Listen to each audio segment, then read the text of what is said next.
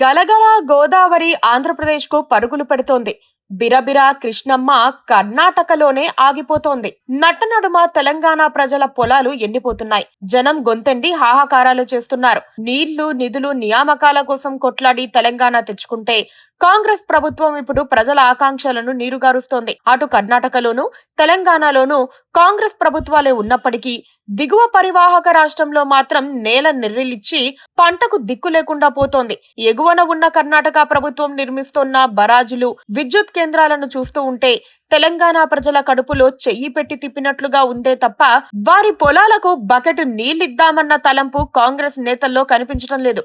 BRS శ్రేణులు కర్ణాటకలో క్షేత్రస్థాయి పర్యటన జరిపి రేవంత్ ప్రభుత్వ చేతగానితనాన్ని, డొల్లతనాన్ని బయటపెట్టారు. కృష్ణా, భీమా నదులపై అక్రమంగా నిర్మిస్తున్న బరాజులను పరిశీలించినప్పుడు రేవంత్ ప్రభుత్వం పిల్లి కళ్ళు మూసుకొని పాలు తాగుతున్న చందంగా తయారైందన్న నిజం బయటపడింది. ఉమ్మడి మహబూబ్ నగర్ జిల్లాకు చెందిన బీఆర్ఎస్ ప్రతినిధి బృందం కృష్ణా, భీమా నదులపై అక్రమంగా నిర్మిస్తున్న బరాజులను పరిశీలించింది. బీఆర్ఎస్ చలో కర్ణాటక పేరుతో జిల్లాకు చెందిన రైతులతో కలిసి పార్టీ నాయకులు పెద్ద ఎత్తున తరలివచ్చారు. మాజీ మంత్రులు వి శ్రీనివాస్ గౌడ్, లక్ష్మారెడ్డి నేతృత్వంలో భారీ ఎత్తున పార్టీ నాయకులు రైతులతో కలిసి కర్ణాటకలో నిర్మిస్తోన్న అక్రమ ప్రాజెక్టులను పరిశీలించారు.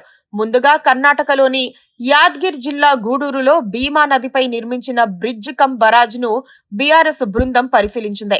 ఆ తర్వాత గూగుల్లో కృష్ణానదిపై కర్ణాటక మరో ప్రధాన బరాజ్ను నిర్మించడమే కాకుండా పక్కనే జల విద్యుత్ కేంద్రాన్ని కూడా ఏర్పాటు చేసిన ప్రాంతాన్ని చూసింది. అక్కడ పుష్కలంగా నీరు ఉన్నప్పటికీ తెలంగాణకు చుక్క విడుదల చేయకుండా కర్ణాటక అడ్డుగోడలు పెట్టడంపై బీఆర్ఎస్ నేతలు మండిపడ్డారు. కర్ణాటకలో కూడా వారి ప్రభుత్వమే ఉన్నప్పటికీ రేవంత్ రెడ్డి మీనమేషాలు లెక్కిస్తున్నారని గుర్తు చేశారు. పాలమూరికే చెందిన సీఎం రేవంత్ రెడ్డి నిష్క్రియా పర్వంతో తెలంగాణ ఎండిపోతోందని, ఆయన్ను సమాజం క్షమించదని బీఆర్ఎస్ నేతలు హెచ్చరించారు. కర్ణాటక వైపు నిండుగా నీళ్లు కనిపిస్తూ ఉంటే తెలంగాణ వైపు చుక్క నీరు లేకుండా ఎండిపోయిన నదిని చూపుతూ పరిస్థితి ఇలాగే ఉంటే పాలమూరు ఎడారి కావటం ఖాయమని ఆందోళన వ్యక్తం చేశారు. తెలంగాణను ఎండబెట్టేందుకు కర్ణాటక, తెలంగాణ, ఆంధ్రప్రదేశ్ ముఖ్యమంత్రుల మధ్య జరిగిన ఒప్పందం ఏంటో చెప్పాలని నిలదీశారు. కృష్ణా నదిలో ఎగువ నుంచి వచ్చే నీటిని కర్ణాటక ఒడిసి పడుతోంది. న్యాయబద్ధంగా తెలంగాణకు రావాల్సిన సాగునీటికి అడ్డుకట్ట వేస్తోంది.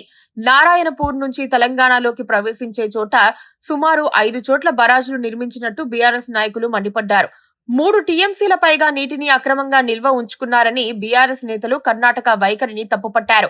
వర్షాకాలంలోనే నీళ్లు రాకపోతే ఇక వేసవిలో పరిస్థితి ఏంటో రేవంత్ రెడ్డి చెప్పాలని నిలదీశారు. పాలమూరు మాగానికి మరణ శాసనం రాసే కృష్ణా, భీమా నదులపై నిర్మించిన అక్రమ ప్రాజెక్టులన్నిటినీ మూసివేసేయాలని డిమాండ్ చేశారు. పైగా బీఆర్ఎస్ నేతలు ఇప్పుడు మరో అంశాన్ని కూడా ప్రస్తావించారు. ఆల్మట్టి ప్రాజెక్టు ఎత్తును పెంచేందుకు కర్ణాటక పావులు కదుపుతూ ఉంటే రేవంత్ రెడ్డి మౌనం వహిస్తున్నారని ఆగ్రహం వ్యక్తం చేశారు. తెలంగాణ సీఎంను ప్రజలు, చరిత్ర క్షమించవని గుర్తు చేశారు.